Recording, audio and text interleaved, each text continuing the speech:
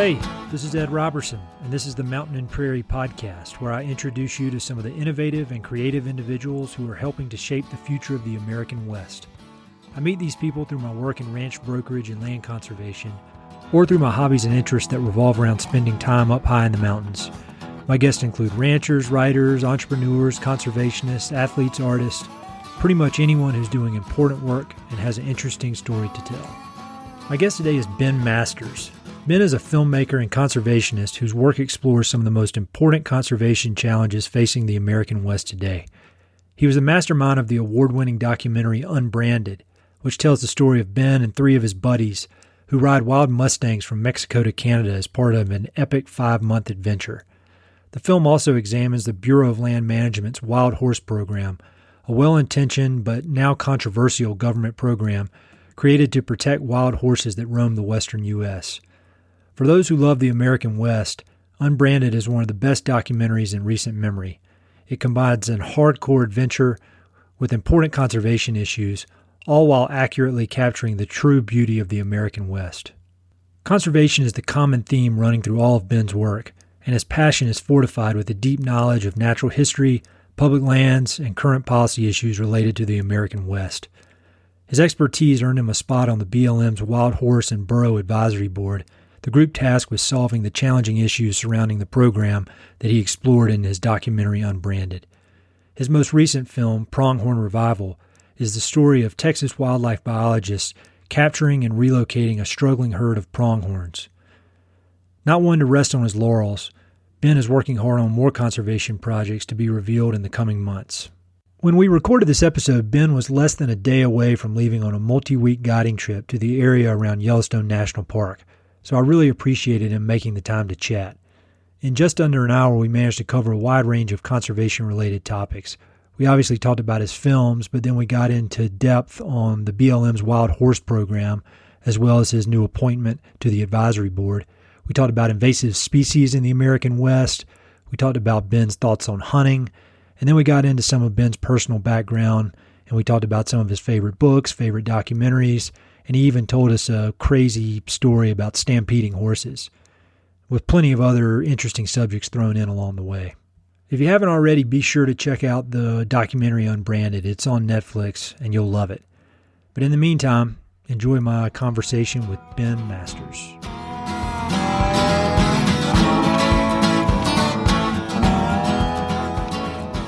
So the way I've been starting out these interviews when I speak with folks is I ask them, when you meet someone, what do you tell them you do for a living? Because I know you wear about 5 or 6 different hats, so I'd be interested to hear your answer to that question. I work really hard to play all the time. That makes sense. I think you've got it figured out. I'm good at what I do. Yeah, well, before we start talking about your filmmaking stuff, kind of tell everybody what you got coming up, because just before we started recording, you were telling me your long list of things you're going to be doing in the next maybe 2 months. So run through that just to make everybody real jealous. I guess next 2 months I've got, I do pack trips in Yellowstone National Park. I teamed up with an outfitter there, Yellowstone Adventures, and we take people on 8-day pack trips through Yellowstone and look at the bison herds and the wildlife and the thermals and the hot springs. And I mean, it's just my favorite way to see Yellowstone. Doing a few film gigs. One of them is going to be on a guy that drew a sheep license in Montana, and we're going to take in horses, and I'm going to be in charge of the horses for that. And then I sit on the BLM's Wild Horse and Burro Advisory Board, so I'm going to be spending a week out there trying to figure out the solution to the wild horse disaster that's going on right now. And then we've got a handful of short films that we're releasing. We actually released one of them the day before yesterday with Yeti, called Pronghorn Revival. Yeah, I just saw that. It was really, really well done. That was awesome. Oh, thanks, man. Glad you liked it. We've got two more short films that we're going to release in October, and we're going to do a really big premiere party in Austin on October 20th. Then I write a few blogs and columns for different places. So yeah, a little bit of everything. Get to play outside a lot, though. Yeah, well, the way I came across you initially was through your film Unbranded, which I thought was just about as good as it gets for somebody who loves the West and is interested in conservation issues. And I thought it was just a great adventure. It would have been an awesome adventure without the filmmaking part of it, but then the fact that you were able to film it and present it in such a great way that even people who don't know anything about horses or don't know anything about the West love it. Could you just maybe describe that film so for people who haven't seen it? And I encourage anybody who has not just to immediately go watch it. And I'll have links to all of that on the webpage. But can you just kind of give an overview of that adventure and that film, and then maybe we can talk a little about the BLM's Wild Horse Program? Sure. So Unbranded is a documentary that we made in 2013. Three buddies and I finished school at Texas A&M, and before we, moved on with our lives or whatever, we decided to take a few months for ourselves and kind of complete this dream that we've always done. So we adopted some horses from the Bureau of Land Management, some wild horses, some Mustangs. And we worked with two guys to train them. And we spent a few months training the horses. And then we rode from the Mexico-Arizona border through Arizona, Utah, Idaho, Wyoming, and Montana to the Canadian border through public lands in the West, and tried to find, as backcountry of a route as we possibly could. And it took about a little bit over 5 months.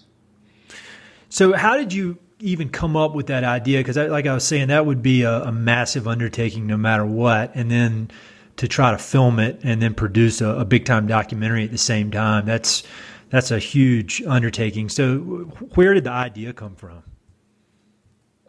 Tequila. A lot of good ideas come from that. Well, not good ideas, but ideas. I guess some good, some bad. Yeah, I think that was my most ambitious tequila idea. And it turned out to be a really good one. So had you ever done any long distance trips like that in the before this? I mean, what was the longest trip you'd done leading up to this?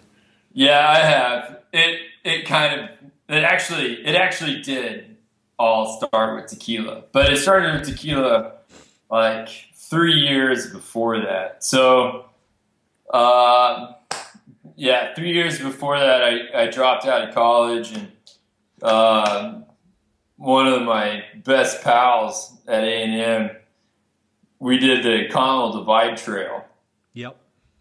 And we did that with Mustangs as well. We didn't have a film crew or anything like that, but we did that trip and we finished it, and we looked back on it and thought, man, if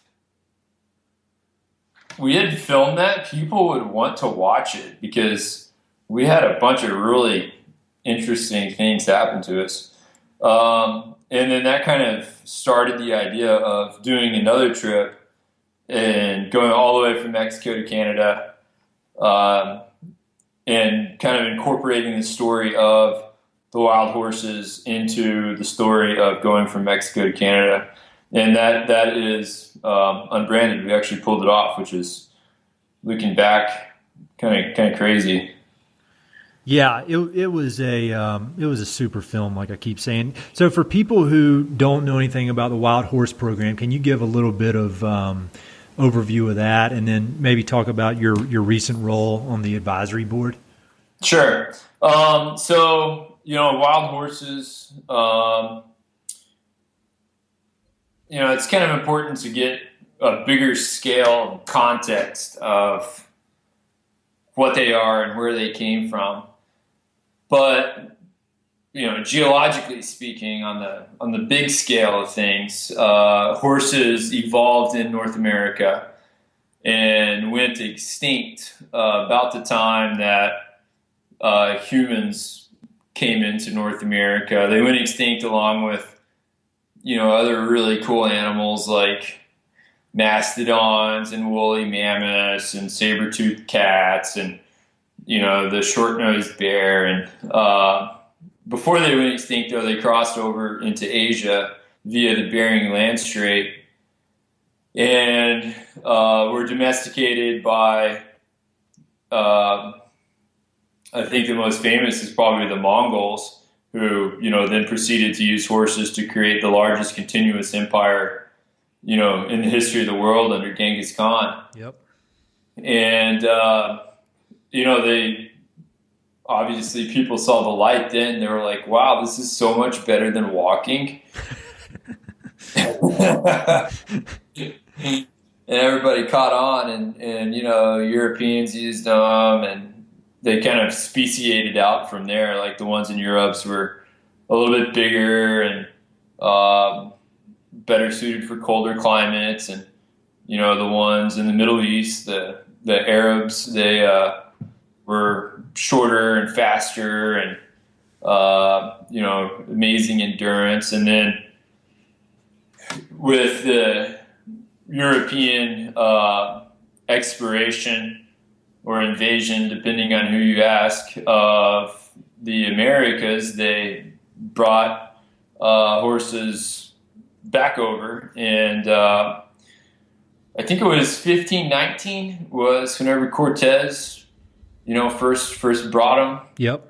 And, that was one of the major reasons why he was able to take over Tenochtitlan, was because he had these really amazing animals that nobody had ever seen before, and like swords and stuff. And they thought he was a god. Mm-hmm. And then, as the Spanish explored, they lost some horses escaped, and, became feral or wild, whichever terminology you want to use. And they populated all over North America, to such an extent that, 200 years or so later, whenever Lewis and Clark went out there, all the Native American tribes already had horses that they were using. So that's how fast they caught on and how fast they populated. Yep. And then, you had the cavalry that went out west. They took their horses. The farmers took their horses.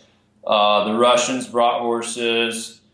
Everybody kind of added to the genetic mixture of all these horses that were living out on these western landscapes. And, that's kind of where Mustangs came from.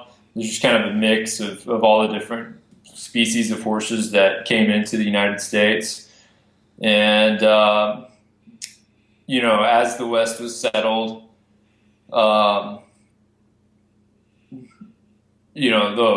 wild or the feral horse numbers, diminished as there was more and more people. And then, World War I and World War II, they did a lot of roundups to use them for, World War I, they sent a lot of them to Europe to actually use for fighting. Mm-hmm. And then World War I and World War II, they used a lot of them for food.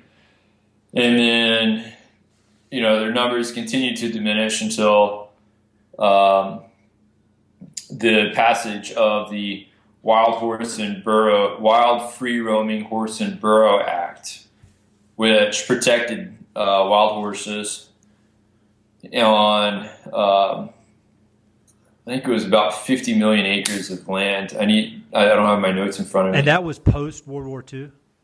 Yeah, that was 1971. Oh, okay. And so that passed, and everybody was like, yeah, cool, we passed it, we saved it, wonderful act. But it was not well thought at all. And they didn't put any type of provisions on, what's going to happen whenever there's too many horses, or what's going to happen whenever they, continue to reproduce. And so under protection, the horses increased, and to the point where people were like, wait a minute, like, it's cool that we have wild horses, but we don't want them to be overpopulated and damaging the rangeland and making it to where, the livestock industry can't make a living, or where, the native wildlife can't make a living.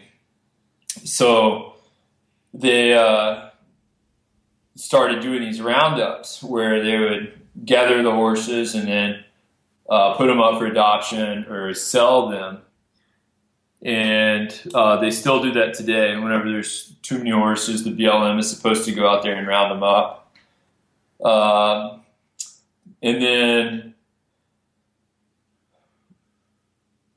well, let's see here. Where am I at? So yeah, that occurred through about the year 2000 or so. And then somebody had this brilliant idea of saying like, oh, well, if we can't find a good adopter, we can just put it into a long-term holding pen. And that's continued to happen until right now. There are about 50,000 wild horses and burros that are living in holding pens, and their feed bill is about $50 million a year. Wow. And BLM is completely out of money, and they don't have the budgets for doing roundups or anything like that. And they've allowed the population in the wild to increase to the point where it's about 2.5 times over the appropriate management level. Mm-hmm. And nobody has any type of solution that is publicly acceptable or politically acceptable. And it's just this massive disaster right now of what in the world do we do with all these horses? So they brought you in to be on the advisory board to try to help to figure out this very simple problem. Is that right?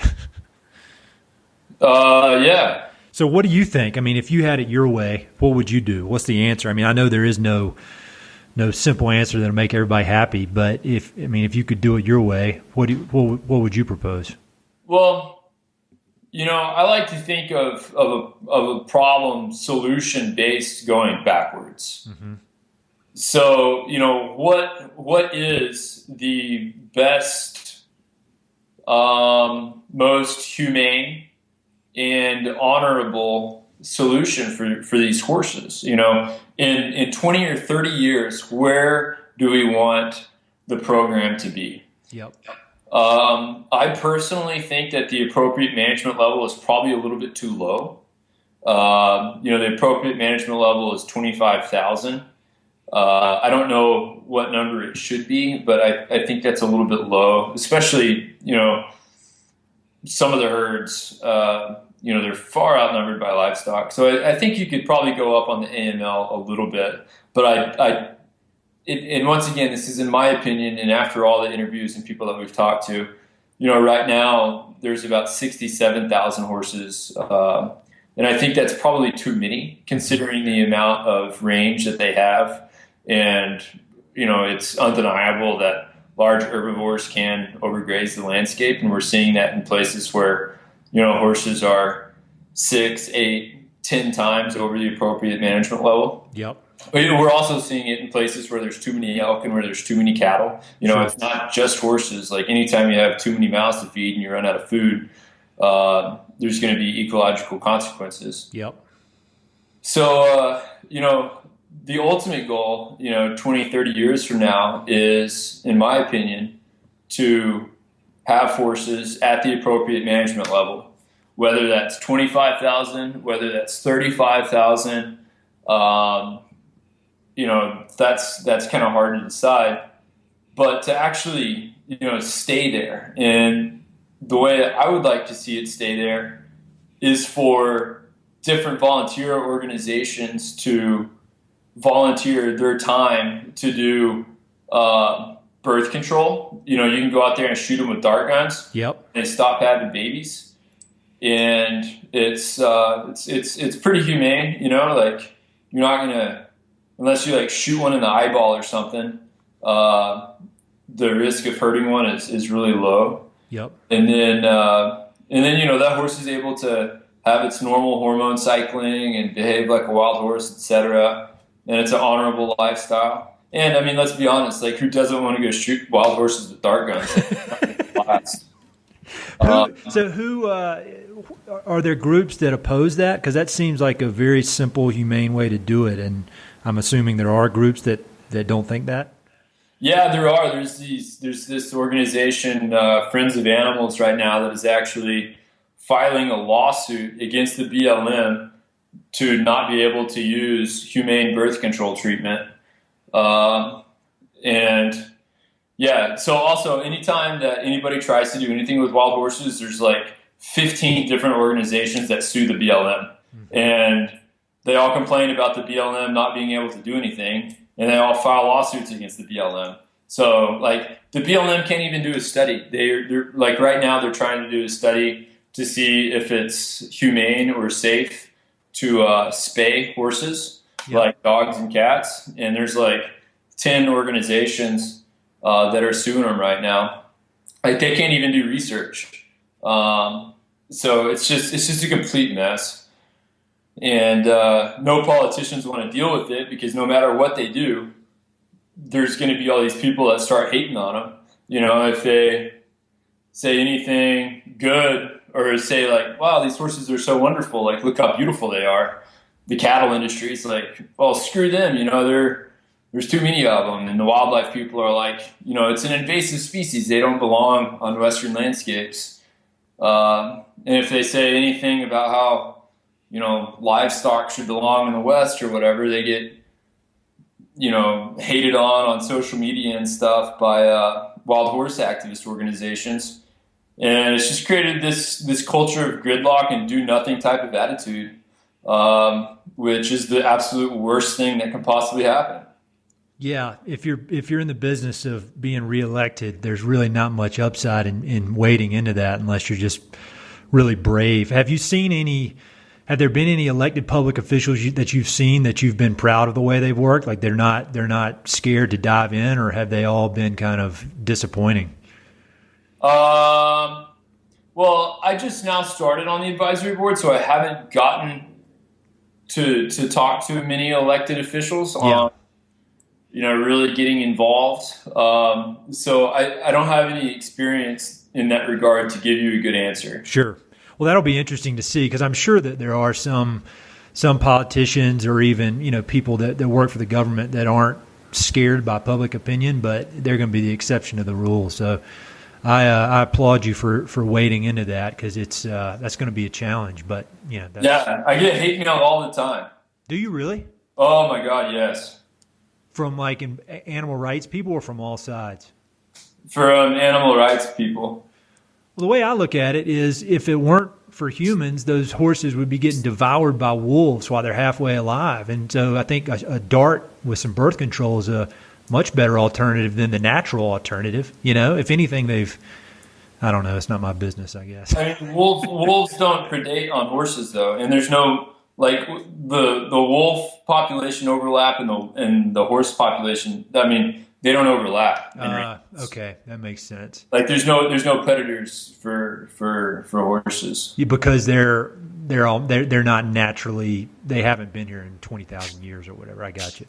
Yeah, I mean whenever they existed in North America, you know, we had saber-toothed cats, we had cheetahs that could run like 60 miles an hour. We had all this really cool megafauna carnivores, you know, a short-nosed bear. They were like 2 freaking tons, you know, awesome animals, and they're gone now. Yeah, so their predators are gone as well. You know, like you can't act like it's the year 20,000 AD. We have to embrace the fact that humans have unquestionably changed the planet, and now it's our job as stewards to try to, you know, preserve biodiversity to the best of our abilities, or at least in my opinion. Yeah, well, you're obviously really passionate about conservation, and I feel like there's a thread of conservation in everything you do. You know, you know, your most recent film, Pronghorn Revival, and then obviously Unbranded, and you're involved in all this. One question I've been asking folks that are involved in conservation is, what does the word conservation mean to you? Because I think it has different meanings to different people, you know, all over the world. It can mean, environmental stuff, or it can mean conserving a certain species. So what does the word conservation mean to you? It's best been defined to me, and the definition that I use was given to me by a professor that made a profound impact on my life, a guy named Douglas Slack at Texas A&M. He said that conservation is the wise use of natural resources. Mm-hmm. And I think that's a wonderful, wonderful definition and a wonderful way to kind of leave it open-ended. And it's rhetorical in the sense that you can look at a management policy, or you can look at a business policy, or you can look at anything that you're doing in life and say, is this really a good idea? Is this a wise use of the resources that we're about to use, the money that we're about to spend, and what's the impact it's going to have? So have you always been conservation minded ever since you were a kid, or was there a certain experience you had that kind of changed your thinking that way? What is your background when it comes to conservation? I grew up in Amarillo, Texas, which is all private land. It's flat, very industrial, very agricultural. I had a great childhood, to be honest. I had access to property, and I've always loved land. But I think in 2010, whenever we did the Continental Divide Trail, that was really the experience that made me fall in love with conservation and with public lands, especially. You know, I just find it amazing that people over 100 years ago were like, "Hey guys, what we're doing to the planet is absolutely insane, and let's set aside millions of acres, you know, for future generations to be able to experience things that we have, and for, you know, wildlife to thrive." And, you know, like the balls that it took to do that back in the early 1900s were tremendous. And, you know, I don't see that a lot with today's politicians. No, you definitely don't. I love reading about and studying that period, you know, 1880 to up to World War I.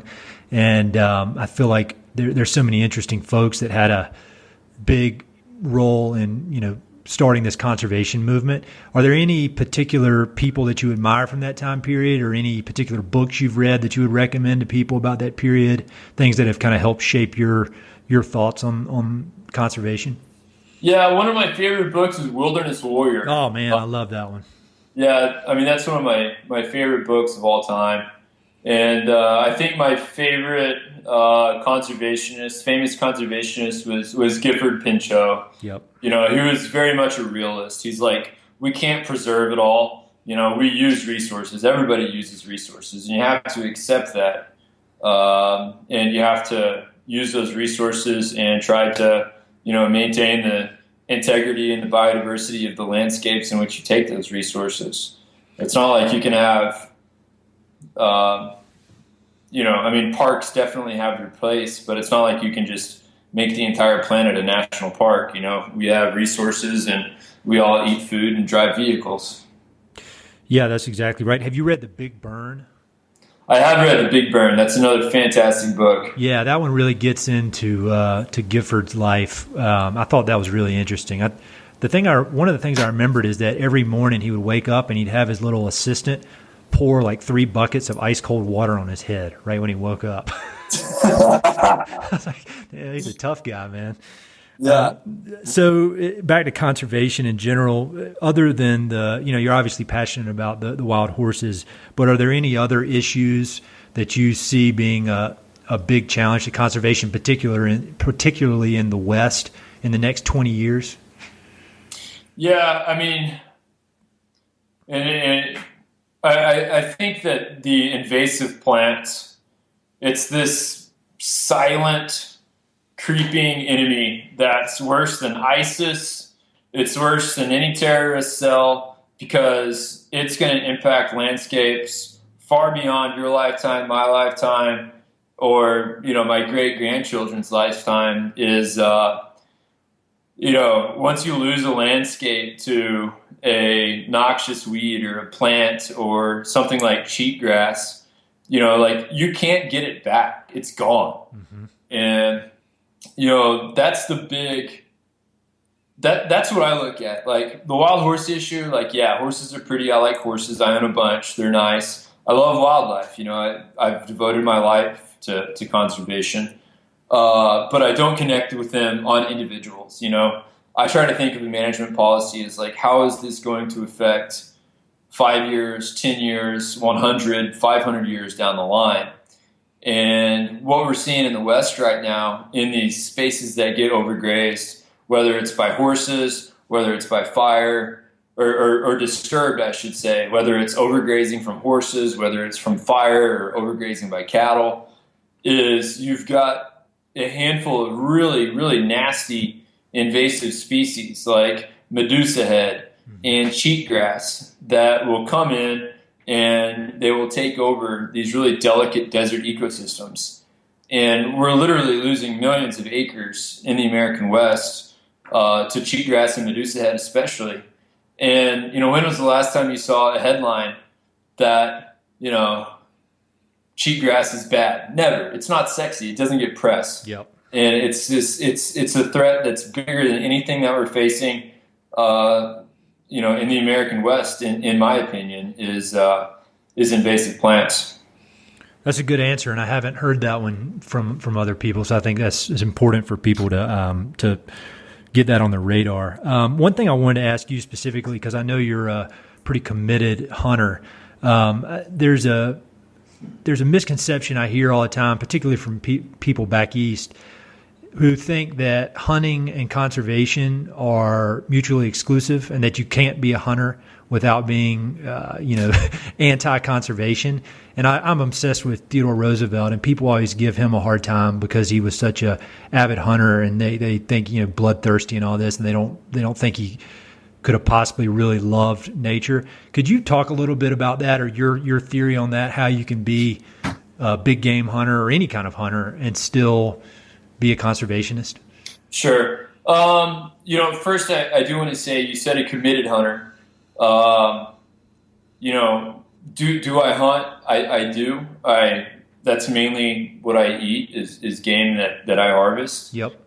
But I think that the misconception that a lot of people have about hunting is that it's that the purpose of going hunting is to kill a big animal, to put it on your wall. And there's no doubt that there's people out there that are like that. Yep. And I am as anti-trophy hunting as the biggest PETA fan. Like, I think that if the only respect or the only reason why you hunt is to kill an animal to like brag to your friends, that is terrible. We live in a world in which we have changed everything, and to say that, oh, let's just let nature take care of itself, like, that's a very ignorant thing to say. Yep. Like, take for example in Texas, where I'm from, 50 years ago, there was this species of fly. It was a bot fly, and it laid eggs, and the eggs would hatch into worms, and they called them the Texas screwworm. And they would land on the back of animals, and it would feast upon the flesh and lay the eggs, and then the eggs would, consume the animal while it grew, and then it would fly off and do something else, and it would get infected, and a lot of animals died from it. Yep. And some biologists and scientists in the 1950s developed a way to create screwworms that were infertile. And over the course of the next 10 years, they went and they spread these screwworms by helicopters and airplanes all over Texas, Louisiana, Arkansas, and northern Mexico, and they completely eliminated the Texas screwworm. And in the process, they completely eliminated the controlling variable that kept white-tailed deer populations in check. Mm-hmm. And white-tailed deer populations exploded, like, tremendously, by the millions. And now Texas is amazingly overpopulated with white-tailed deer. What do white-tailed deer eat? They eat browse, they eat a lot of brush species, they eat a lot of forbs, they eat a lot of young trees, and you have places in Texas where there's literally no new growth in the past 50 or 60 years of plant, rejuvenation. Yep. And, to say, oh, just leave the deer alone and let nature take care of itself. Like, no, it won't. We've created this mess. And if we want species like, oak trees and Texas kidneywood and, other ice cream crops that deer really like to consume, then we need to control our deer population numbers. And in the West, we reintroduced wolves in Yellowstone, and it worked out really well controlling those populations. It definitely achieved the goal of the biologists up there. But Texas is private land that's been split up into a bunch of 40-acre tracts. Like, it's just not realistic there. Mm-hmm. So, do I hunt? Do I advocate hunting? Yes, I do. But I think it's a tool for land management. I'm definitely not into the whole macho, like I love to kill animals and hang them on my wall kind of mentality. Yeah, that makes perfect sense, and I admire that mindset when it comes to hunting. So you mentioned earlier your film Pronghorn Revival. For people who haven't seen that yet, and again, I'll have links to all this, but can you just give a little bit of overview about that film and kind of the issues that you guys were presenting? Because I thought it was just really well done, and I'm sure a lot of people around the country before seeing it didn't really have any understanding of everything that you presented. Sure, yeah. So Pronghorn Revival is the story of a group of Texas biologists that are trying to bring back historic populations of pronghorn antelope in West Texas. And they got a group of landowners in West Texas to come together and, create this over 200,000 acre habitat for these pronghorn. They made pronghorn friendly fences, and they went to a different part of Texas where there was a surplus of population of pronghorn population, and with helicopters and net guns, they went out and they net gunned these these pronghorn and caught them, and then they transported them to this new habitat for these pronghorn and released 112 with the hope that those pronghorn are going to continue to repopulate and their numbers are going to grow and bring back this, iconic species to West Texas. Yeah, I think the video was like 6.5 minutes, 7 minutes, and it just great cinematography, great mission. I think it's going to really educate a lot of people. I know you've got a ton going on, so I want to kind of make sure I'm being respectful of your time here, but I've been asking the folks I've been interviewing kind of some of the similar quick questions, and I've gotten some really interesting answers, so I wanted to run them by you. You mentioned Wilderness Warrior, but are there any other books that are kind of your favorite books or books that you highly recommend to folks about the American West? Yeah, I just read a great book. It was written by a guy named Kevin Fedarko, and it's called The Emerald Mile. Oh, man, that was so good. Wasn't it? I thought it was just great. He crushed it. Yeah, he really did. Do you know that guy? I got to meet him one time. Really? Yeah, I was starstruck, so I couldn't say anything. Yeah, I admire any writer, but especially a writer who can crank something out like that. And just a wonderful book, and it covers everything. You learn about water policy in the West, the history of the West, an adventure story. I thought it's one of the best books I've read this year. Yeah, it's amazing. It's amazing. Any other ones that come to mind?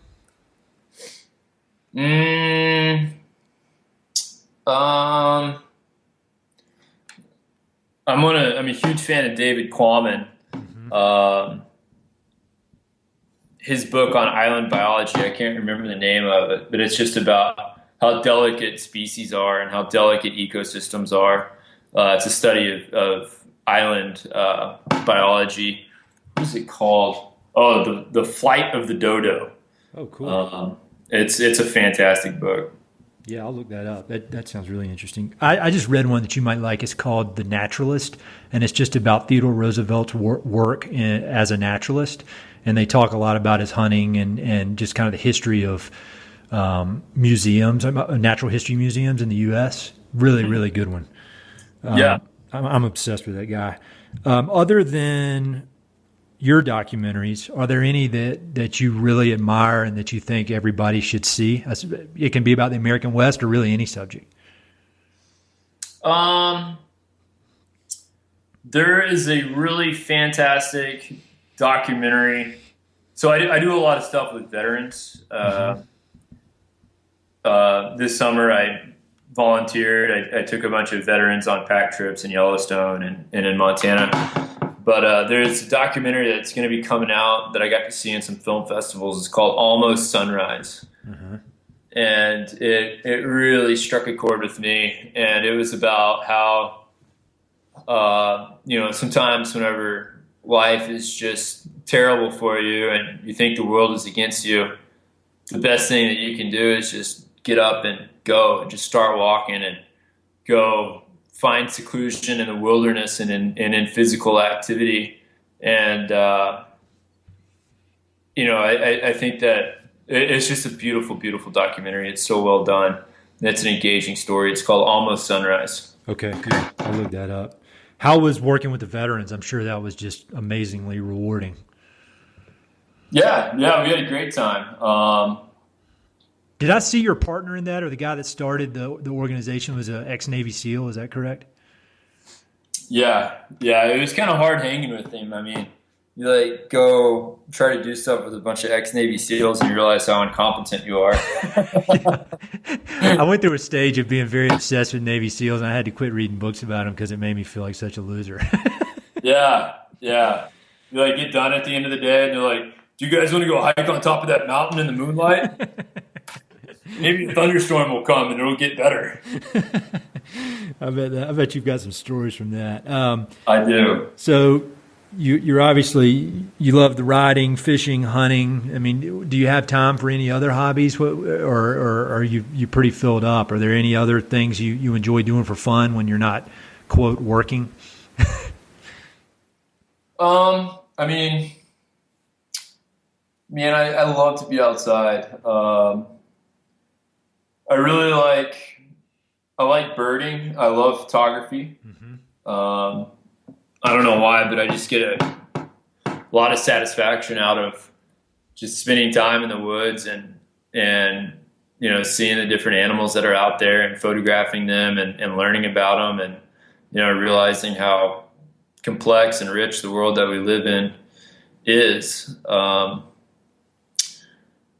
But yeah, I mean, most of my stuff, I love to tell a good story. I think it's so satisfying to release a short film like Pronghorn Revival and see people learn something that they had no idea was going on and learn how important it is.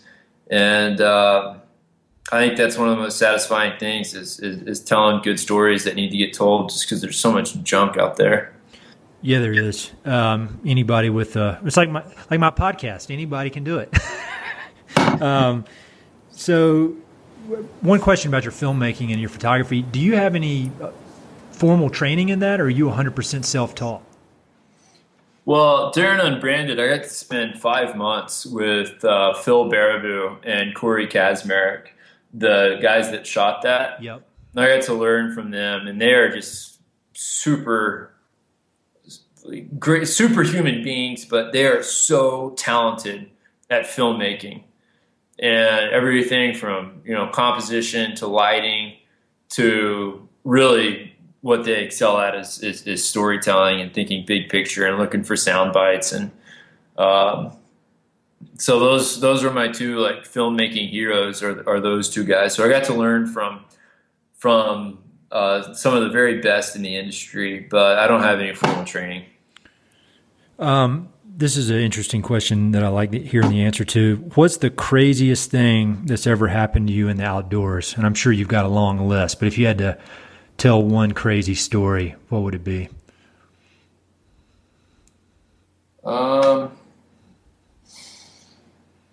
Hmm. I got my entire, I worked for an outfitter in high school, or not in high school, in college for a few years. And we had a massive, massive horse wreck that was started by this mule that just blew straight through the entire pack string, and he started a stampede. Mm-hmm. And this pack string was running down the trail, and we're on this gnarly pass, and it runs into the next pack string, and they get caught up in this stampede. And they just completely lost their minds, just terror in their eyes. And I was up in front of them, and I looked behind, and I had all these guests with me, like 5 guests that were, relying upon me for their safety. And I just see this mob of, dozens and dozens of horses with mules galloping down the trail, and there's like stuff dragging, and, some of them are injured, and I could tell my horses were starting to freak out. So I just yelled at them all to jump off. So they all jumped off, and we lost all of our horses. I was the only person left with a horse. Wow. And I take off after them, and in front of everybody, they were all counting on me. The horse, it was this dink. It was such a dink. And we get up to this trail, and there's this pannier sitting there, and he refuses to go over it. And I'm like trying to urge him across, and he just bucks me off right into this tree in front of everybody. And it was my day. Like, I was going to save the day, and I failed. So we ended up having to chase these horses for 10, 12 miles before they finally stopped. And a bunch of them were injured and all this stuff. And there was just stuff strewn about everywhere. And I remember walking back down the trail, and there was bread and eggs and bacon and Cliff bars, just stuff strewn everywhere. And there was these 2 grizzly bears that were on the trail just walking up and down, just eating all the food that had fallen out. And I was tired and exhausted and just sick and tired and didn't want to be dealing with grizzly bears. But that was, I think watching that entire stampede of crazy horses just sweep out my entire string of guests and run off. That was interesting. Yeah, and I'm sure all those guests are telling the same story somewhere if somebody ever asked them that question. That's wild. If you had to pick one location in the West, it could be a specific mountain, town, trail, lake, anywhere. Is there one place that sticks out that's particularly important to you or has a special meaning to you? Your favorite place? There is. Yeah, I know exactly where it is. Where is it? I'm not going to tell you. Well, tell me second place then. Colorado. Everybody should go visit Colorado. They're already here, man. Everybody should continue to move to Colorado. It's They're the already best state here, in the and West. got 3 million more coming. And guys like me from North Carolina showing up, and then everybody else is showing up. There's lots of room in the Front Range. Everybody should go there. Yeah, lots of room, lots of water. Yeah, everything's 2 million more people. Yeah. I think that's a good answer, actually. I respect that. So I got 2 more questions for you. If you could make a request of the people listening to this, and it's just people who have a love of the American West, whether that's through mountain biking or hiking or ultra running or riding, hunting, conservation, ranches, just people who have a love of the American West. Is there anything request you would make of them? I think a lot of people don't think that they can make a difference. And before I sat on the Wild Horse and Burro Advisory Board, I thought that too. And I'm not saying that because I'm sitting on the board now, but we really take public comments seriously. Before every meeting, we get, between 30 and 50 public comments of, emails that are sent to us like, hey, I'm John. I like to ride my bicycle and I like to do this and recreate on this landscape. And here's what I think about wild horses. I think it's so important to not just post on Facebook, not just to go on Instagram or to do social media to get your friends' acceptance and stuff. But reach out to your congressman, reach out to advisory boards, to political officials, and send them cordial letters that explain why you believe something should be that way. Because I know for a fact the advisory board listens. We can't do everything that everybody wants, but there's a lot of times where, our policymakers, our politicians, they don't know the areas that you live in as well as you do. And it's important to get local feedback. So I think, that's one thing is, if you care about wild horses in the West or rangelands in the West, get engaged with different organizations and let people know how you feel and research why you feel that way and try to see things from the other side too. I also think that there's an amazing amount of lies and misinformation on land management, on, a lot of the controversies in the West. And I think it's important to look at data from all different interest groups' viewpoints rather than just the one that you feel is best for you because it makes you feel good about yourself. So yeah, there you go. Yeah, that's a great answer. So how can people connect with you? I know you've got some social media stuff. What's the best way for people to learn more about you and the work you're doing? Yeah, I'm Ben Masters. I have a social media. Watch Unbranded on Netflix. I try to respond to everybody that messages me on Facebook, unless it's like a crazy person emailing me. If that's the case, I usually tell them, good luck not falling off your unicorn. But yeah, so you can find me on social media. You can find me, online, and just reach out if you have any questions. Well, thanks a lot for doing this. I know you got a ton going on, and good luck in the next few months with all your adventures, and good luck with everything. Yeah, I appreciate it, man. Thanks for having me. Yeah, man, no problem.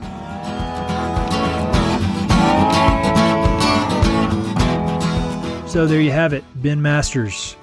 I hope you enjoyed that. I think he's a really interesting guy, and it's amazing all that he's done before he's even 30 years old. If you haven't already, you definitely need to check out Unbranded. It's on Netflix. You can buy a copy on the website. I've got links to all of that in the show notes, so check that out. You should also check out Pronghorn Revival. It's just about 6 or 7 minutes. Great film that I think you'll enjoy as well. If you enjoyed this episode and if you enjoyed some of the other ones, I'd appreciate a good review on iTunes. You can do all that from your phone. That would really help me out. Otherwise, thanks for listening, and I'll talk to you soon.